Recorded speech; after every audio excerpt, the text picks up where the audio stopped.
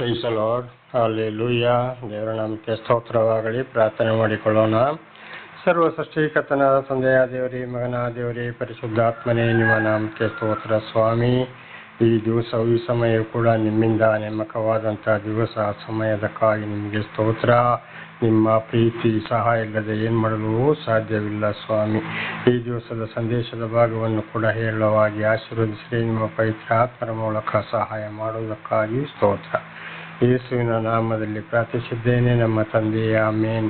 ಇದನ್ನು ಕೇಳುತ್ತಿರುವ ನನ್ನ ಸಹೋದರ ಸಹೋದರಿಯರೇ, ನಿಮಗೂ ನನ್ನ ಹೃದಯಪೂರ್ವಕವಾದಂತಹ ನಮಸ್ಕಾರಗಳು. ಈ ದಿವಸವೂ ಕೂಡ ನಿಮ್ಮನ್ನು, ನಿಮ್ಮ ಮಕ್ಕಳನ್ನು ಎಲ್ಲ ರೀತಿಯಲ್ಲೂ ದೇವರು ಹೇರಳವಾಗಿ ಆಶೀರ್ವದಿಸಲಿ ಎಂದು ಬೆಳಗಿನ ಜಾವದ ಪ್ರಾರ್ಥನೆಯಲ್ಲಿ ಪ್ರಾರ್ಥಿಸುವನಾಗಿದ್ದೇನೆ. ನಮಗೆ ಸ್ತೋತ್ರ. ಈ ದಿವಸದ ಸಂದೇಶದ ಭಾಗವು ಕೀರ್ತನೆಗಳು 35:19. ಕೀರ್ತನೆಗಳು 35ನೇ ಅಧ್ಯಾಯ 19ರಿಂದ. ನಮಗೆ ಸ್ತೋತ್ರವಾಗಲಿ.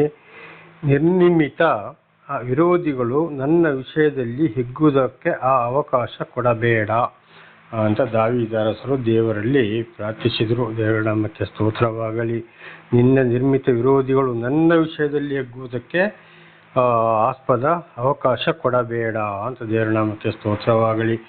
ಯಾವಾಗಲೂ ದೇವರು ನಿಜವಾಗಲೂ ಈ ವಿರೋಧಿಗಳು ಹಿಗ್ಗುವುದಕ್ಕೆ ಆಸ್ಪದ ಕೊಡುವುದು ಬೇಡ. ಅವರಿಗೆ ಖಂಡಿತವಾಗಿಯೂ ನೀನು ಏನು ಮಾಡು ಅಂದರೆ, ನೀನು ಅವರ ಪರವಾಗಿ, ವಿರೋಧಿಗಳ ಪರವಾಗಿ ನೀನೇ ವಾದಿಸು ಎಂಬುದಾಗಿ ನಾವು ಹಿಂದೆ ಕೂಡ ಇದನ್ನು, ದೇವರೇ ನಮ್ಮ ಪರವಾಗಿ, ನಾವು ದೇವರೊಂದಿಗೆ ಇದ್ದಾಗ ನಮ್ಮ ಪರವಾಗಿ ದೇವರೇ ಯುದ್ಧ ಮಾಡ್ತಾನೆ, ಅವರಿಗೆ ಬರುವ ಶಿಕ್ಷೆ ಕಣ್ಣಾರೆ ಕಾಣ್ತದೆ, ಕಿವಿಯಾರೆ ಕೇಳ್ತದೆ ಎಂಬುದಾಗಿ ಕೂಡ ನಾವು ಬಹಳ ಸಲ ತಿಳಿದುಕೊಂಡಿದ್ದೇವೆ. ಅದನ್ನು ಮತ್ತೊಂದು ಸಲ ದಾವೀದರಸರು ಕೂಡ ಅದನ್ನೇ ಹೇಳ್ತಾರೆ.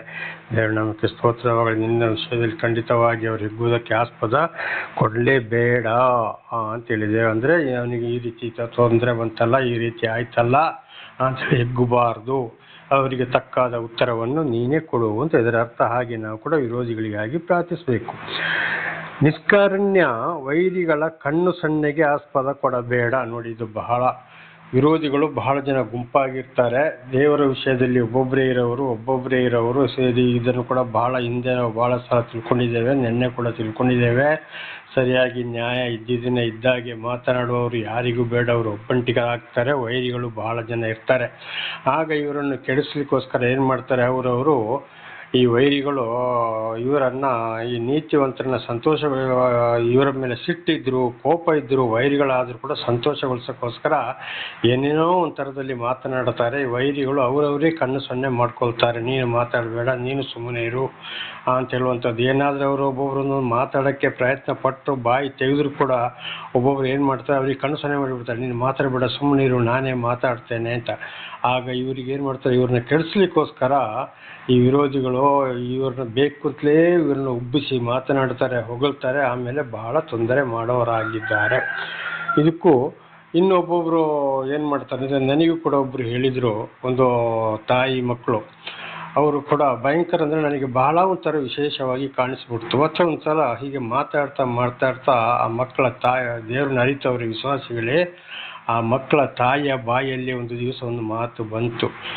ನಾನು ಕೇಳ್ತೇನೆ, ಇದು ನೀವು ಮಾತಾಡೋದು, ಮಕ್ಕಳು ಮಾತಾಡೋದ್ರಲ್ಲಿ ಹೇಗೆ ನೀವು ತಿಳ್ಕೊಳ್ತೀರಿ? ನಿಮ್ಮ ಮಕ್ಕಳಿಗೆ ನೀವೆಲ್ಲ ಸುಮ್ಮನೆ ಒಂದೊಂದು ಸಲ ಸುಮ್ಮನೆ ಆಗಿಬಿಡ್ತೀರಲ್ಲ ಅಂತ ಕೇಳಿದಾಗ ಅವ್ರು ಹೇಳಿದರು, ಅವ್ರ ಮಕ್ಕಳು ಮಾತಾಡುವ ಮಾತಿಗೆ ಅವರು ಏನಾದರೂ ಮಾಡಬಾರ್ದು ಅಂತ ನಾನು ಅವರ ಕಣ್ಣು ನೋಡಿದರೆ ಸಾಕು, ಅವ್ರನ್ನ ನೋಡಿದರೆ ಸಾಕು, ಅವರು ತಿಳ್ಕೊಳ್ತಾರೆ ಇದು ತಾಯಿಗೆ ಇಷ್ಟ ಇಲ್ಲ. ಆಗ ಅವ್ರು ಹೇಳ್ತಾರೆ, ನಾನು ಅವರಿಗೆ ನನ್ನ ಮಾತಿಗೆ ಅವರು ಏನು ವಿರೋಧ ಮಾತಾಡೋದಿಲ್ಲ, ಬಾಯಿ ಮುಚ್ಚಿ ಸುಮ್ಮನೆ ಆಗಿಬಿಡ್ತಾರೆ. ಒಂದು ವೇಳೆ ಅವರು ಮಾತಾಡಿದಾಗ ಮಾತಾಡ್ತಾ ಇರುವಾಗ ಅವರು ನನ್ನ ಮುಖ ನೋಡ್ತಾರೆ, ನಾನು ತಲೆ ತಗ್ಗಿಸಿಕೊಂಡು ಬೇರೆ ಕಡೆ ನೋಡುವುದಾದರೆ, ಅವರ ಮುಖ ನೋಡೋದಿದ್ದರೆ ಇದು ಪರವಾಗಿಲ್ಲ, ನಾವು ಮಾತಾಡ್ಬೋದು, ಮಾತಾಡೋದು ತಾಯಿಗೆ ಇಷ್ಟ ಆಗ್ತದೆ ಅಂತ ಹೇಳುವಂಥದ್ದು ಅವರು ತಿಳ್ಕೊಂಡ್ಬಿಡ್ತಾರೆ. ನಾನು ಅವ್ರನ್ನ ನೋಡಿದರೆ ಅವರು ಮಾತಾಡೋದಿಲ್ಲ, ನೋಡಿದರೆ ಮಾತಾಡಬಾರ್ದು ಅಂತ ತಾಯಿ ನಮಗೆ ಹೇಳ್ತಾ ಇದ್ದಾರೆ ಅಂತ ನನ್ನ ಅರ್ಥ ಮಾಡ್ಕೊಳ್ತಾರೆ. ನೋಡೋದಿದ್ದರೆ ಇದಕ್ಕೆ ತಾಯಿದು ಅನುಮತಿ ಇದೆ, ನಾವು ಮಾತಾಡ್ಬೋದು ಅಂತ ಹೇಳುವಂಥ ಅವ್ರು ತಿಳ್ಕೊಂಡ್ಬಿಡ್ತಾನೆ. ಕಣ್ಣು ನೋಡಿ ಅವ್ರು ಅರ್ಥ ಮಾಡ್ಕೊಳ್ತಾರೆ ಅಂತ ಒಂದು ವಿಶ್ವಾಸಿ ಕೂಡ ಹೇಳಿದ್ದ ಮಾತು ಇದ್ವಿ. ದೇವ್ರ ನಾಮಕ್ಕೆ ಸ್ತೋತ್ರವಾಗಲಿ. ಹಾಗೆ ಕಣ್ಣಲ್ಲಿ ಕೂಡ ಮೊದಲು ಏನು ಮಾಡ್ತಾರೆ, ಅವರವರು ಎಲ್ಲ ತರಬೇತಿ ಹೊಂದಿರ್ತಾರೆ. ಅಂದರೆ ಪಕ್ಕಾ ವೈರಿಗಳಾಗಿದ್ದಾರೆ ಇಂಥವರು. ದೇವರ ನಾಮಕ್ಕೆ ಸ್ತೋತ್ರವಾಗಲಿ. ಇದು ಜ್ಞಾನೋಕ್ತಿ ಗ್ರಂಥದಲ್ಲಿ ಜ್ಞಾನಿ ಸೊಲೊಮೋನ ಕೂಡ ಇದನ್ನು ಹೇಳ್ತಾರೆ. ಯಾವಾಗ ಕಣ್ಣು ಸೊನ್ನೆ ಮಾತನಾಡ್ತಾರೆ ಅಂಥವ್ರ ನಂಬಿಕೆ ಹೋಗಬೇಡಿ, ಅಂಥವ್ರ ಸವಸಕ್ಕೆ ನೀವು ಹೋಗಬೇಡಿ ಅಂತ ಎದುರುಗಡೆ ಏನು ಮಾಡ್ತಾರೆ, ನಮಗೆ ಮೆಚ್ಚುವಾಗಿ ಹೊಗಳುವಾಗಿ ಮಾತಾಡಿಬಿಡ್ತಾರೆ. ಆ ಮಾತು ಸರಿ ಇಲ್ಲ ಅಂದರೆ ಕಣ್ಣು ನೋಡ್ಕೊಂಡು ಆ ಕಣ್ಣಲ್ಲಿ ಮಾತಾಡಿಬಿಡ್ತಾರೆ. ಇವರು ಬಹಳ ವೈರಿಗಳಾಗ್ತಾರೆ. ಇಂಥವರ ಬಗ್ಗೆ ಬಹಳ ಎಚ್ಚರವಾಗಿರಬೇಕು. ಇಂಥದನ್ನು ಕೂಡ ನಾವು ಗಮನಿಸ್ತಲೇ ಇರಬೇಕು. ಆಗ ತಿಳ್ಕೊಂಡೆ, ಇವರೆಲ್ಲ ಮೊದಲೇ ಇದರಲ್ಲಿ ತರಬೇತಿ ಹೊಂದಿದ್ದಾರೆ ಎಂಬುದಾಗಿದೆ. ನಮಗೆ ಸ್ತೋತ್ರವಾಗಲಿ. ಆಗ ಇವರು ಏನಾಗಿದ್ದಾರೆ, ದೇವರಿಗೂ ವಿರುದ್ಧ, ದೇವರು ಆದುಕೊಂಡವರಿಗೆ ವಿರುದ್ಧ ನ್ಯಾಯ ಒಳ್ಳೆಯದು ಎಂಬುದು ಇವರಿಗೆ ಆಗುವುದಿಲ್ಲ. ಈಗ ನಾನು ಹೇಳಿದ ಹಾಗೆ ಇವರು ಏನಾಗಿದ್ದಾರೆ, ಈಗ ಇವರಿಗೆ ತಿನ್ನಲಿಕ್ಕೆ ಮಾತ್ರ ಬೇಕು, ಅದಕ್ಕಾಗಿ ಭಾಳ ಹೊಂಚು ಹಾಕ್ತಾ ಇದ್ದಾರೆ. ಈಗ ದೇವರಂತವನ್ನ ಅದಕ್ಕಾಗಿ ಪ್ರಾರ್ಥಿಸಿದೆ, ನನ್ನ ಮತ್ತು ಅವರನ್ನು ದೇವರು ದೂರ ಮಾಡಿದ್ದಾರೆ. ಮಾತು ಇದೆ, ಅವರು ಅವರಷ್ಟಕ್ಕಿದ್ದಾರೆ, ನಾನು ನನ್ನಷ್ಟಕ್ಕಿದ್ದಾರೆ, ದೇವರೇ ದೂರ ತಳ್ಳಿಬಿಟ್ರು. ದೇವರ ನಾಮಕ್ಕೆ ಸ್ತೋತ್ರವಾಗಲಿ. ಇಂಥವರ ಬಗ್ಗೆ ಕೂಡ ಬಹಳ ಎಚ್ಚರವಾಗಿರಬೇಕು. 20 ಅವರ ಮಾತುಗಳು ಸಮಾಧಾನಕರವಾದವುಗಳಲ್ಲ, ದೇಶದ ಸಾಧು ಜನರನ್ನು ಕೆಡಿಸುವುದಕ್ಕೆ ಮೋಸವನ್ನು ಕಲ್ಪಿಸುತ್ತಾರೆ. ನೋಡಿ, ಈ ವಾಕ್ಯ ಹೀಗೆ ಬರದೆ ಅಂತ ಗೊತ್ತಿಲ್ಲ, ಆಗಾಗಲೇ ನನ್ನ ಬಾಯಲ್ಲಿ ಬಂದು ಹೋಯ್ತು. ನಮಗೆ ಸ್ತೋತ್ರ. ಅವರ ಮಾತುಗಳು ಸಮಾಧಾನಕರವಾದವುಗಳಲ್ಲ. ಅಂಥವರ ಮಾತುಗಳು ಯಾವಾಗಲೂ ಒಂದು ಶಾಂತಿ ಬರುವುದಿಲ್ಲ, ಸಮಾಧಾನ ಬರುವುದಿಲ್ಲ, ಒಳ್ಳೆಯದು ಬರುವುದಿಲ್ಲ. ಬದಲಿಗೆ ಏನು ಬರ್ತದೆ, ದೇಶದ ಸಾಧು ಜನರನ್ನು ಕೆಡಿಸೋದಕ್ಕೆ ಮೋಸವನ್ನು ಕಲ್ಪಿಸುತ್ತಾರೆ. ಯಾರು ಒಳ್ಳೆ ರೀತಿಯಲ್ಲಿ ಶಾಂತಿ ಸಮಾಧಾನ ಇರ್ತಾರೋ ಅವರಿಗೆ ಏನು ಮಾಡ್ತಾರೆ, ನಮ್ಮ ಎದುರುಗಡೆ ಒಳ್ಳೇದು ಮಾಡ್ತಾರೆ, ಇನ್ನೊಂದು ಕಡೆಗೆ ಹೋಗಿ ಅವರವರು ಚಾಡಿ ಹೇಳ್ತಾರೆ, ಇನ್ನೊಬ್ಬರಿಗೆ ಚಾಡಿ ಹೇಳ್ತಾರೆ, ಬೈಸ್ತಾರೆ, ಜಗಳ ಮಾಡಿಸ್ತಾರೆ, ಅರ್ಥದಲ್ಲಿ ಕೆಟ್ಟ ಮಾತುಗಳಿಂದ ಬೈತಾರೆ. ಇಂಥದನ್ನು ಕೂಡ ಅವರು ಬಹಳ ಕೆಡಿಸುವುದಕ್ಕೆ ಮೋಸವನ್ನು ಕಲ್ಪಿಸ್ತಾರೆ. ಯಾಕೆ ಇವನು ಇದ್ದಾಗೆ ಹೇಳ್ತಾನಲ್ಲ, ನಮಗೇನಿದಾಗಿ ಭಾಳ ಕಷ್ಟ ಇದೆ, ಇವನು ನಮ್ಮ ಗುಟ್ಟುಗಳು ರಟ್ಟಾಗ್ತವೆ. ಉದಾಹರಣೆಗೆ ಅವರ ವಿಷಯದಲ್ಲಿ ಮಾತಾಡೋದು ಬೇಡವೇ ಬೇಡ, ವಾಕ್ಯದ ಮುಖಾಂತರ ಮಾತಾಡ್ತಾ ಹೋದಾಗಳು ದೇವರ ಮಾತನ್ನು ಅವ್ರು ಕೇಳೋಕ್ಕೂ ತಯಾರಾಗಿಲ್ಲ. ಯಾಕೆ, ಅವರು ಒಟ್ಟಿನಲ್ಲಿ ಹೊಟ್ಟೆ ತುಂಬಿಸೋದಕ್ಕೆ ಇದ್ದಾರೆ, ಇನ್ನೊಬ್ಬರನ್ನ ಕೆಡಿಸಿ ಇದ್ದಾಗ ಮೋಸ ಹಾಳು ಮಾಡಿ ಆಗ ಇಂಥವ್ರನ್ನ ಕೆಡಿಸುವುದಕ್ಕೆ ಅವರು ನೋಡ್ತಾರೆ, ಸಾಧು ಜನರನ್ನ. ಇದು ಇವತ್ತು ನನ್ನ ಜೀವಿತದಲ್ಲಿ ಕೂಡ ಅದುವೇ ಆಗಿದೆ. ದೇವರು ಆರಿಸಿಕೊಂಡವರು ಯಾರು, ದೇವರು ಯಾರನ್ನು ಆರಿಸಿಕೊಳ್ತಾರೋ, ಯಾರ ಮುಖಾಂತರ ಸತ್ಯ ಸುವಾರ್ತೆಯನ್ನು ಸಾರಿಸ್ತಾರೋ, ನ್ಯಾಯವನ್ನೇ, ಅಂಥವ್ರನ್ನ ಕೆಡಿಸುವುದಕ್ಕೆ ಇವರು ಪ್ರಯತ್ನ ಮಾಡ್ತಾ ಇರ್ತಾರೆ. ಇವರೇ ಆಗಿದ್ದಾರೆ, ಬಹಳ ಜನರು ಇವರೇ ಆಗಿದ್ದಾರೆ ದುಷ್ಟರು. ಇಂಥವರು ಸಾಧುಗಳನ್ನು ಒಳ್ಳೆಯವ್ರನ್ನ ಕೆಡಿಸುವುದಕ್ಕೆ ಬಹಳ ಆ ಕಡೆ ಈ ಕಡೆ ಒಂದು ಗುಬುಡಿ ಕೆಡಿಸುವುದಕ್ಕೆ ಇದು ಇವತ್ತು ಕೂಡ ನಡೆಯುತ್ತಲೇ ಇದೆ. ಹಾಗಂಥವ್ರನ್ನ ಕೂಡ ಕಂಡು ಹಿಡಿಬೋದು.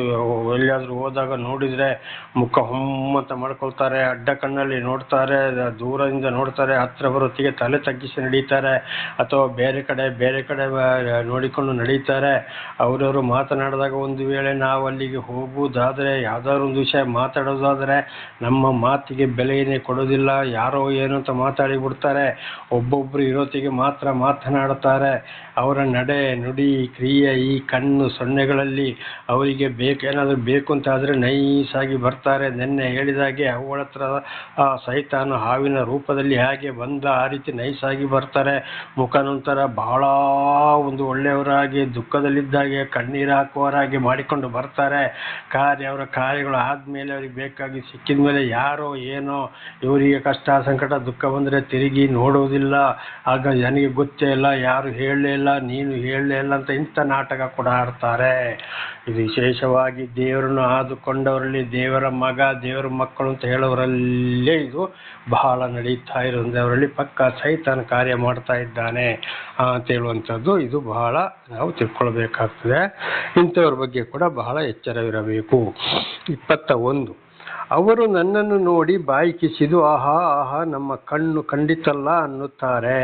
ನೋಡಿ, ಕಷ್ಟಗಳು ಬಂದಾಗ ಏನಾಗ್ತದೆ, ಅಯ್ಯೋ ಅವನು ಒಳ್ಳೆ ರೀತಿಯಲ್ಲಿ ಇದ್ದಪ್ಪ, ಒಳ್ಳೆ ರೀತಿಯಲ್ಲಿ ಹೇಳ್ತಾ ಇದ್ದ, ನಮಗೆ ಒಳ್ಳೆಯದನ್ನೇ ಹೇಳ್ತಾ ಇದ್ದ, ಏನು ಅವನಿಗೆ ಕಾಯಿಲೆ ಕಷ್ಟಗಳು ಬಂತಲ್ಲ ಅಂತೇಳಿ ತಿಳ್ಕೊಳ್ಳೋದಿಲ್ಲ. ನೋಡಿದ್ಯಾ, ಅವನು ದೇವರ ಮನುಷ್ಯ ಅಂತೆ, ದೇವರ ಮಗ ಅಂತೆ, ದೇವರ ಮಗಳಂತೆ, ಅವನು ದೇವರ ವಾಕ್ಯವನ್ನು ಹೇಳೋನು, ಸಾರವನ್ನು ಬುದ್ಧಿವಾದ ಹೇಳೋನು, ಅವನಿಗೆ ಯಾಕೆ ಈ ರೀತಿ ಕಷ್ಟ ಬರಬೇಕು ಅಂತೇಳಿ ಹಿಂದು ಮುಂದು ಯೋಚನೆ ಮಾಡದೆ ಮಾತನಾಡ್ತಾರೆ. ನಮ್ಮ ಕಣ್ಣಲ್ಲಿ ನಾವು ಕಂಡಿದ್ದೀವಲ್ಲ, ಅವನ ದೇವರು ಎಲ್ಲಾಯಿತು, ದೇವರು ಇದ್ದಿದ್ರೆ ಬಹಳ ಭಯಭಕ್ತಿಯಲ್ಲಿ ಇರೋವನು ಇವನು, ಆಗ ಇವನಿಗೆ ಯಾಕೆ ಈ ರೀತಿ ಬಂತು, ನಮ್ಮ ಕಣ್ಣಲ್ಲೇ ಕಂಡಿದ್ದೀವಲ್ಲ ಅಂತ ಈ ರೀತಿ ಅವರವರು ಈ ವಿರೋಧಿಗಳು ಏನು ಮಾಡ್ತಾರೆ, ದುಷ್ಟರು ಒಂದಾಗಿ ಅವರವರೇ ಈ ರೀತಿ ಕೆಣಕಿ ಕಿಸುಕಿ ಮಾತನಾಡುತ್ತಾರೆ ಅವರವರು ಒಂದಾಕೊಂಡು.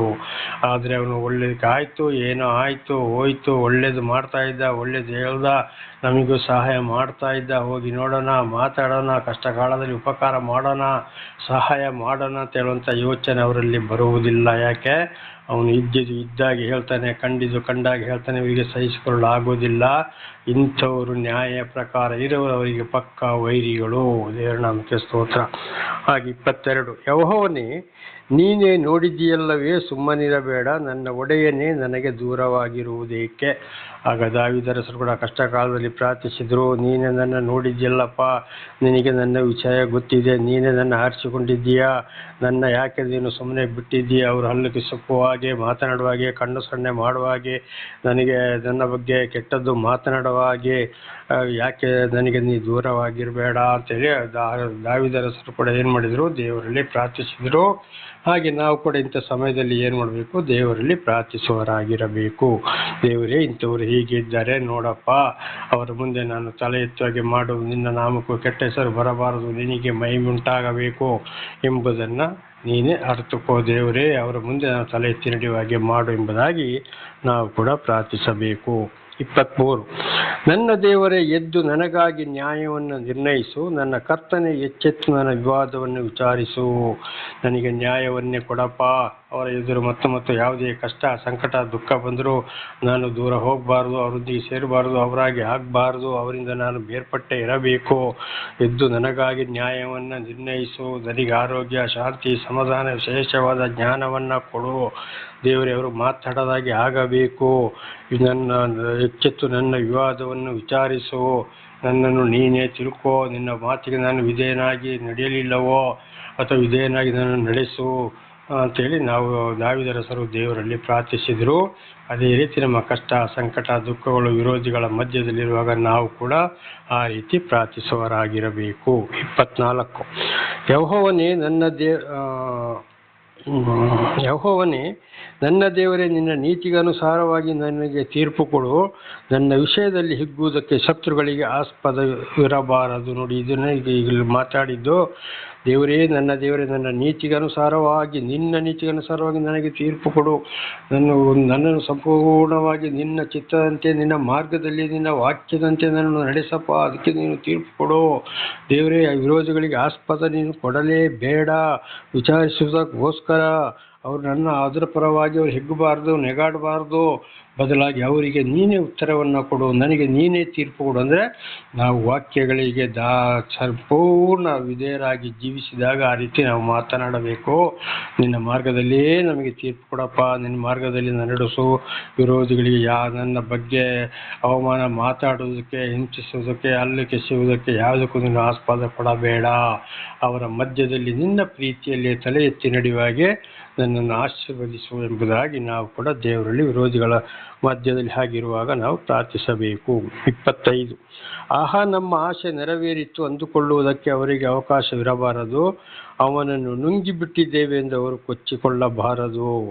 ಅವರು ಏನೇ ಆದರೂ ನೋಡಿ, ಅವನು ಹಾಳಾಗಿದ್ದು ನಮ್ಮ ಕಣ್ಣು ಕಾಣಬೇಕು, ಕಿವಿಯಲ್ಲಿ ಕೇಳಬೇಕು ಅಂತ ಯೋಚನೆ ಮಾಡಿದ್ದು ಅದು ನೆರವೇರಿ ಹೋಯಿತು, ಕಣ್ಣಲ್ಲಿ ಕಂಡಿದ್ದೇವೆ. ಅವನು ಸಂಪೂರ್ಣವಾಗಿ ಹಾಳಾಗಿ ಹೋದ, ಹೀಗೆ ಆಗಬೇಕು ಅಂತ ನಾವು ಯೋಚನೆ ಮಾಡಿದ್ದೇವೆ ಅಂತೇಳಿ ಅವರೆಲ್ಲ ಈ ವಿರೋಧಿಗಳು ಮಾತಾಡ್ತಾರೆ. ಅಂಥದಕ್ಕೆ ಅವಕಾಶ ಕೊಡಬಾರ್ದು. ಇಂಥವ್ರು ಹೀಗೆ ಮಾತನಾಡ್ತಾರೆ. ವಿರೋಧಿಗಳಿಗಾಗಿ ನಾವು ದೇವರಲ್ಲಿ ಏನು ಮಾಡಬೇಕು, ಮೊರೆ ಇಡಬೇಕು ಅಂತ ಎಲ್ಲ ವಾಕ್ಯದ ಸಾರಾಂಶಗಳು ಒಂದೇ ಆಗಿವೆ. ದೇವರ ನಾಮಕ್ಕೆ ಸ್ತೋತ್ರ. 26, ನನ್ನ ಕೇಡಿನಲ್ಲಿ ಹಿಗ್ಗುವವರೆಲ್ಲರೂ ಆಶಾಭಂಗಪಟ್ಟು ಅವಮಾನ ಹೊಂದಲಿ. ನನ್ನ ಬಗ್ಗೆ ಯಾರಾದರೂ ಏನಾದರೂ ಕೇಳುವಾಗ, ಯೋಚನೆ ಮಾಡಿಕೊಂಡು ಕಷ್ಟ ಬರುವಾಗ ಯಾರು ಹಿಗ್ಗಿದ್ರೋ ಅವರೆಲ್ಲರೂ ಅವಮಾನ ಹೊಂದಲಿ ಅಪ್ಪ ಅಂತೇಳಿ ನಾವು ದೇವರಲ್ಲಿ ಪ್ರಾರ್ಥಿಸಬೇಕು. ಅವರಿಗೆ ತಕ್ಕಾದ ಉತ್ತರವನ್ನು ನೀನೇ ಕೊಡೋರಿಗೆ ನಗಡಕ್ಕೆ ಆಸ್ಪದ ನೀನು ಕೊಡಬೇಡ ವೈರಿಗಳಿಗೆ ಎಂಬುದಾಗಿ ದೇವರ ನಾಮಕ್ಕೆ ಸ್ತೋತ್ರ. ಅವರಿಗಾಗಿ ಕೂಡ ನಾವು ಆ ರೀತಿ ಪ್ರಾರ್ಥಿಸಬೇಕು. ನನ್ನನ್ನು ಹೀಯಾಳಿಸಿ ಆತ್ಮಸ್ತುತಿ ಮಾಡಿಕೊಳ್ಳುವವರು ಮಾನಭಂಗವನ್ನು ದುಷ್ಕೃತಿಯನ್ನು ಹೊದ್ದುಕೊಳ್ಳಲಿ. ಯಾರ್ಯಾರು ನನ್ನ ಅವಮಾನ ಪಡಿಸ್ತಾರ, ಬೇಕು ಬೇಕು ಅಂತೇಳಿ ಮಾತನಾಡಿಕೊಂಡು ಹಾಳು ಮಾಡ್ತಾರೆ, ಇದೆಲ್ಲ ಅವಮಾನ ಹೊಂದಲಿ. ಇವತ್ತು ಮಲಗುವಾಗ ರಾತ್ರಿ ಯಾವ ರೀತಿ ನಾವು ಇವತ್ತು ಕಬಳಿಯನ್ನು ಅಥವಾ ಬೆಡ್ಶೀಟನ್ನು ಮೇಲೆ ಹೊದ್ದುಕೊಳ್ತೇವೆಯೋ ಅದೇ ರೀತಿ ಅವರ ಪಾಪವು ಅವರನ್ನೇ ಮುಚ್ಚಿಬಿಡಲಿ. ಅಪ್ಪ ದೇವರೇ ನಿನಗೆ ಸ್ತೋತ್ರ. ಅವರೊಂದಿಗೆ ನೀನೇ ಮಾತನಾಡುವ ಸರಿಯಾದ ತೀರ್ಪು ನೀನೇ ಕೊಡು ಅವರಿಗೆ. ನನ್ನನ್ನು ನಿನ್ನ ಮಾರ್ಗದಲ್ಲಿ ನಡೆಸುವಂತೇಳಿ ನಾವು ದೇವರಲ್ಲಿ ಬಹಳವಾಗಿ ಭಯ ಭಕ್ತಿ ಪ್ರೀತಿಯಿಂದ ಪ್ರಾರ್ಥಿಸಬೇಕು. 27 ನನ್ನ ನ್ಯಾಯಸ್ಥಾಪನೆಯನ್ನು ಬಯಸುವವರು ಆನಂದದೊಡನೆ ಜಯಧ್ವನಿ ಮಾಡಲಿ. ತನ್ನ ಸೇವಕನ ಹಿತವನ್ನು ಕೋರುವ ಯೆಹೋವನಿಗೆ ಸ್ತೋತ್ರ ಎಂದು ಯಾವಾಗಲೂ ಹೇಳುವರಾಗಲಿ. ನನ್ನನ್ನು ಯಾರು ಮೆಚ್ಚಿದಾರೋ, ನನ್ನ ಮಾತನ್ನು ಯಾರು ಕೇಳಿದಾರೋ, ಯಾರು ಸಂತೋಷ ಪಡ್ತಾರೋ ಅವರು ಯಾವಾಗಲೂ ಅಂಥವ್ರು ಯೋಚನೆ ಮಾಡ್ತಾರೋ, ಯಾರು ಪ್ರೀತಿ ಇಟ್ಟಿದ್ದಾರೋ ಅಂಥವ್ರು ಯಾವಾಗಲೂ ಜಯ ಮಾಡು. ಅಂಥವರಿಗೆ ನೀನು ಒಳ್ಳೆಯದನ್ನೇ ಮಾಡು. ಅವರ ಎಲ್ಲ ಕೆಲಸ ಕಾರ್ಯ ಯಾವಾಗಲೂ ಒಳ್ಳೆಯದಾಗಲಿ. ದೇವರೇ ಅಂಥವ್ರು ನೀನು ಸ್ತೋತ್ರ ಮಾಡಪ್ಪ ಅಂತೇಳಿ ಯಾರು ನಮ್ಮ ಸರಿಯಾಗಿ ನ್ಯಾಯ ಮಾತಾಡುವುದು ಇದ್ದಾಗೆ ಕಂಡಾಗೆ ನಾವು ನ್ಯಾಯ ಮಾತಾಡುವಾಗ ಸಂತೋಷಪಟ್ಟು ಯಾರು ಸಂತೋಷಗೊಳ್ತಾರೋ, ಯಾರು ಸಂತೋಷಕ್ಕೆ ಸಹಾಯ ಮಾಡ್ತಾರೋ, ಯಾರು ದೇವರನ್ನು ಕೊಂಡಾಡ್ತಾರೋ, ನನ್ನ ಮೇಲೆ ಯಾರು ಪ್ರೀತಿ ಇಟ್ಟಿದ್ದಾರೋ ಅಂಥವರನ್ನು ಮಾತ್ರ ನೀನು ಒಳ್ಳೇದು ಮಾಡು, ಸಹಾಯ ಮಾಡು. ಎಲ್ಲ ಕೆಲಸ ಕಾರ್ಯಗಳಲ್ಲಿ ಆಶೀರ್ವಾದ ಮಾಡಪ್ಪ ಅವರನ್ನು. ಅವರು ನಿನ್ನ ಮಾತನ್ನು ಕೇಳ್ತಾ ಇದ್ದಾರೆ ಅಂತೇಳಿ ದಾವೀದನ ಹೆಸರು ಪ್ರಾರ್ಥಿಸಿದರು. ಹಾಗೆ ಅಂಥವರಿಗೋಸ್ಕರ ನಾವು ಕೂಡ ಅವರ ಜಯಕ್ಕಾಗಿ, ಕೆಲಸ ಕಾರ್ಯಕ್ಕಾಗಿ, ಒಳ್ಳೆಯದಕ್ಕಾಗಿ ಪ್ರಾರ್ಥಿಸಬೇಕು. ಎಲ್ಲದಕ್ಕೂ ಎಲ್ಲವರಿಗಾಗಿ ನಾವು ಪ್ರಾರ್ಥಿಸುವುದು ಅಲ್ಲ. ದೇವರ ನಾಮಕ್ಕೆ ಸ್ತೋತ್ರವಾಗಲಿ. ಯೆರೆಮೀಯನಿಗೆ ದೇವರು ಕೂಡ ಇದನ್ನು ಹೇಳಿದರು. ಇಸ್ರಾಯೇಲ್ಯರು ತಪ್ಪು ಮಾಡಿದಾಗ ತಿಳಿಸಿ ಮಾತು ಕೇಳದಿದ್ದಾಗ ಯೆರೆಮೀಯನೇ ಅವರಿಗಾಗಿ ನೀನು ಇನ್ನು ಪ್ರಾರ್ಥಿಸಬೇಡ, ಅವರನ್ನು ನಾನು ತಳ್ಳಿ ಬಿಟ್ಟಿದ್ದೇನೆ ಎಂಬುದಾಗಿ ಒಂದು ಮಾತನ್ನು ಹೇಳಿದರು. ಅನೇಕ ಕಡೆ ಅದೇ ಮಾತುಗಳು ಇವೆ. ಹಾಗೆ ಇವತ್ತು ಏನು ಮಾಡಬೇಕು, ನಾವು ಅಂಥವರಿಗಾಗಿ ಮಾತ್ರ ಪ್ರಾರ್ಥಿಸಬೇಕು. ಎಲ್ಲರಿಗಾಗಿ ಪ್ರಾರ್ಥಿಸುವುದು ಅಲ್ಲ, ಸಹಾಯ ಮಾಡುವುದು ಕೂಡ ಅಲ್ಲ. ಅದಕ್ಕೆ ಹೇಳೋದು ಎಲ್ಲರಿಗೂ ಪ್ರಾರ್ಥಿಸುವುದಲ್ಲ, ಎಲ್ಲರಿಗೂ ಉಪಕಾರ ಮಾಡುವುದಲ್ಲ, ಎಲ್ಲರೂ ಸ್ನೇಹಿತರು ಕೂಡ ಅಲ್ಲ ಎಂಬುದನ್ನು ಇದೇ ಹಿಂದೆ ಕೂಡ ನಾವು ಬಹಳ ಸಲ ತಿಳ್ಕೊಂಡಿದ್ದೇವೆ. ಎಲ್ಲ ಈ ಒಂದೊಂದು ವಚನಗಳನ್ನ ಓದುವಾಗ ಒಬ್ಬೊಬ್ಬರನ್ನು ಅರ್ಥ ಮಾಡಿಕೊಳ್ಳುವಂಥ ಒಂದು ಜ್ಞಾನ ನಮಗೂ ಬೇಕು. ಅದಕ್ಕಾಗಿ ಕೂಡ ನಾವು ದೇವರಲ್ಲಿ ಪ್ರಾರ್ಥಿಸಬೇಕು. ಅದಕ್ಕಾಗಿ ದೇವರು ಏನು ಮಾಡಿದ್ರು, ಈಗ ನನ್ನ ಮುಖಾಂತರ ನಿಮಗೆ ತಿಳಿಯಪಡಿಸ್ತಾ ಇದ್ದಾರೆ. ಎಲ್ಲರೂ ಅಲ್ಲ, ಎಚ್ಚರ. ಇದನ್ನು ಹಿಂದೆ ಕೂಡ ಬಹಳ ನೋಡಿದ್ದೇವೆ. ಅವರ ಮನೆಯವರೇ ಕಡುವೈರಿಗಳವರು ಬಂದು ಸಂಸಾರಗಳು ವೈರಿಗಳಾಗ್ತಾರೆ, ಬೀಳಿಸ್ತಾರೆ, ಕೆಡಿಸ್ತಾರೆ, ಏನೋ ಮಾಡ್ತಾರೆ. ಕಾರಣ ಅವರಿಗೆ ಸತ್ಯ ಎಂಬುದು ಆಗುವುದಿಲ್ಲ. ಅದು ದೇವರ ನಾಮಕ್ಕೆ ಸ್ತೋತ್ರವಾಗಲಿ. ಹಲ್ಲೆಲೂಯಾ. ಹಾಗೆ 28ನೇ ವಚನ, ನನ್ನ ನಾಲಿಗೆಯು ನಿನ್ನ ನೀತಿಯನ್ನು ಮಹಿಮೆಯನ್ನು ದಿನವೆಲ್ಲ ವರ್ಣಿಸುವುದು. ದಾವೀದರ ಶ್ರೀಮಂತ ಪ್ರತಿಯೊಂದು ದೇವರವರ ಜೀವಿತದಲ್ಲಿ ಮಾಡಿದ ಕಾರ್ಯಗಳಿಗಾಗಿ ದೇವರನ್ನು ಏನು ಮಾಡ್ತಾ ಇದ್ರು, ದಾವೀದರ ಸ್ತುತಿಸ್ತಾ ಇದ್ರು, ವಂದಿಸ್ತಾ ಇದ್ರು. ಉಪಕಾರವನ್ನು ದಿನವೆಲ್ಲ ನೆನೆಸಿಕೊಂಡು ನನ್ನ ಜೀವಿತದಲ್ಲಿ ಇಂಥ ಉಪಕಾರ ನೀನು ಮಾಡಿದ್ಯಾ, ವೈರಿಗಳನ್ನು ಬಿಡಿಸಿದ್ಯಾ, ಇಂಥ ಕಷ್ಟಗಳಲ್ಲಿ ನನಗೆ ನೀನು ಸಹಾಯಕನಾಗಿದ್ದೀಯಲ್ಲ ಅಂತ ದಿನವೆಲ್ಲ ವರ್ಣಿಸ್ತಾ ಇದ್ರು. ದೇವರನ್ನು ಮರೆತಿರಲಿಲ್ಲ. ಹಾಗೆ ನಾವು ಕೂಡ ಪ್ರತಿಯೊಂದು ಹೋದಲ್ಲಿಯೂ ಬಂದಲ್ಲಿಯೂ ಪ್ರಯಾಣದಲ್ಲಿ ಇರುವಾಗಲೂ ಕೆಲಸ ಕಾರ್ಯಗಳಲ್ಲಿ ಇರುವಾಗಲೂ ಕೂಡ ಸುಮ್ಮನೆ ಒಂದು ವೇಳೆ ಸುಮ್ಮನೆ ಕೂತಾಗಲೂ ಕೂಡ ನಮಗೆ ವಿಶ್ರಾಂತಿ ಸಿಕ್ಕುವಂಥ ಸಮಯದಲ್ಲಿ ಕೂಡ ಯೋಚನೆ ಮಾಡಿಕೊಂಡು ಅಯ್ಯೋ ದೇವರು ಇಂಥ ಸಮಯದಲ್ಲಿ ನಮಗೆ ಈ ರೀತಿ ಆಗಿದ್ದೆ, ನನ್ನ ಉಪಕಾರ ಮಾಡಿದ್ರು, ಮೇಲೆ ಎತ್ತಿದ್ರು, ವೈರಿಗಳಿಂದ ಬಿಡಿಸಿದ್ರು, ನನಗೆ ಸಹಾಯ ಮಾಡಿದರು, ನನ್ನ ಮಕ್ಕಳನ್ನು ನಡೆಸಿದರು. ಪ್ರತಿ ಒಂದು ವಿಚಾರವನ್ನು ನೆನಪಿಗೆ ತಂದು ನಾವು ದೇವರಿಗೆ ಮನಸ್ಸಿನಲ್ಲಿ ಕೂಡ ಒಂದು ಸ್ತೋತ್ರವನ್ನು ಸಲ್ಲಿಸೋರಾಗಬೇಕು. ಸುಮ್ಮನೆ ಎಲ್ಲೆಲ್ಲೋ ಕೂತ್ಕೊಂಡು ಯಾರೊಂದಿಗೆ ಸೇರಿಕೊಂಡು ಲೋಕದ ವಿಷಯಗಳನ್ನ ಮಾತಾಡಿಕೊಂಡು ಏನೇನೋ ಮಾಡಿಕೊಂಡು ಇರಬಾರದು. ಬೇಕು, ಮಾತಾಡಬೇಕು, ಒಳ್ಳೆಯದು. ಆದರೆ ಯಾರೊಂದಿಗೆ ಸೇರಬೇಕು, ಎಲ್ಲಿ ಕೂತ್ಕೊಳ್ಬೇಕು, ಏನು ಮಾತಾಡಬೇಕು ಅದನ್ನೇ ಮಾತಾಡಬೇಕು. ಮುಖ್ಯವಾಗಿ ಎಲ್ಲರೊಂದಿಗೆ ಸೇರುವುದು ಅಲ್ಲ. ಯಾರು ದೇವರ ವಿಷಯದಲ್ಲಿ ಹೇಗುತ್ತಾರೋ, ದೇವರ ಮಾತನ್ನು ಕೇಳ್ತಾರೋ ಅಂಥವರೊಂದಿಗೆ ಮಾತ್ರ ಕೂತ್ಕೊಳ್ಬೇಕು, ಮಾತಾಡಬೇಕು. ಅಂಥ ಸಮಯದಲ್ಲಿ ನಾವು ದೇವರನ್ನು ಕೀರ್ತಿಸಬೇಕು, ನಮ್ಮ ಪರವಾಗಿ ಸಾಕ್ಷಿ ನಾವು ಕೊಡಬೇಕು. ದೇವರ ನಾಮಕ್ಕೆ ಸ್ತೋತ್ರವಾಗಲಿ. ಎಲ್ಲರೂ ಅಲ್ಲೇ ಅಲ್ಲ. ಆದ್ದರಿಂದ ವೈರಿಗಳ ಬಗ್ಗೆ ಬಹಳ ಎಚ್ಚರವಾಗಿರಬೇಕು. ಇಲ್ಲಿಗೆ 35ನೇ ಕೀರ್ತನೆ ಮುಕ್ತಾಯವಾಯಿತು. ಈಗ 36ನೇ ಕೀರ್ತನೆ. ಇದು ಏನು ಹೇಳ್ತದೆ, ದುಷ್ಟರ ದುರ್ಲಕ್ಷಣ, ದೇವರ ಮಹಾಪ್ರೀತಿ, ಇವುಗಳನ್ನು ವಿವರಿಸುವ ಕೀರ್ತನೆ. ದೇವರ ನಾಮಕ್ಕೆ ಸ್ತೋತ್ರ. ದುಷ್ಟರ ದುರ್ಲಕ್ಷಣ, ಅವರು ಯಾವಾಗಲೂ ಒಳ್ಳೆಯ ಕಾರ್ಯಗಳನ್ನು ಮಾಡೋಕ್ಕೆ ಆಗುವುದೇ ಇಲ್ಲ ಅವರಿಗೆ, ಖಂಡಿತವಾಗಿ. ಹಾಗೆ ದೇವರ ಮೇಲೆ ಸರಿಯಾಗಿ ಪ್ರೀತಿ ಇಟ್ಟವರಿಗೆ ದೇವರ ಪ್ರೀತಿ ಏನು ಎಂಬುದಾಗಿ ಹಿಂದೆ ಕೂಡ ಆಗಾಗ ಎಲ್ಲ ಕೀರ್ತನೆಗಳಲ್ಲಿ ತಿಳಿದುಕೊಂಡು ಬರ್ತಾ ಇದ್ದೇವೆ. ಮತ್ತು ದಾವೀದರ ಬಹಳ ಎಚ್ಚರಿಸಿದ್ದಾರೆ. ದೇವರು ದೇವರನ್ನು ಹಾಡಿ ಕೊಂಡಾಡಿದರು. ದೇವರ ಒಂದು ಉಪಕಾರವನ್ನು ದಾವೀದರು ಏನು ಮಾಡಿದರು, ಕೊಂಡಾಡಿದರು. ಇದು ನಮ್ಮ ಜೀವಿತಕ್ಕೂ ಕೂಡ ವಿಶೇಷವಾಗಿ ನಾವು ತಿಳಿದುಕೊಳ್ಳಬೇಕಾಗಿರುವಂಥದ್ದು. 36:1 ಪಾಪವು ದುಷ್ಟನ ಮನಸ್ಸಿನೊಳಗೆ ನುಡಿಯುತ್ತಿರುವುದರಿಂದ ಅವನ ಕಣ್ಣೆದುರಿಗೆ ದೇವರ ಭಯವೇ ಇಲ್ಲ.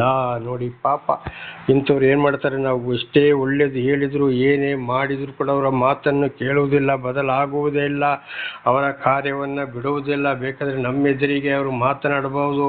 ಅವರವರ ಕೆಲಸ ಕಾರ್ಯಗಳಿಗೆ ಕಷ್ಟ ದುಃಖಗಳು ಬಂದಾಗ ಅಥವಾ ಯಾವುದೇ ಒಂದು ಕೆಲಸಗಳಿಗೆ ಕೂಡ ಪ್ರಾರ್ಥಿಸಿ ಹಾಗೆ ಮಾಡಬೇಕಾ ಹೀಗೆ ಮಾಡಬೇಕಾ ಏನು ಮಾಡಬೇಕು ಅಂತ ಕೂಡ ಕೇಳಿಕೊಂಡು ಬರೋರಾಗಿದ್ದಾರೆ. ಆದರೆ ಅವರ ಜೀವಿತವು ಬದಲು ಮಾಡೋದಿಲ್ಲ, ಅವರ ಮನಸ್ಸು ನಡೆ ನುಡಿ ಕ್ರಿಯೆಗಳು ಬದಲು ಮಾಡುವುದಿಲ್ಲ.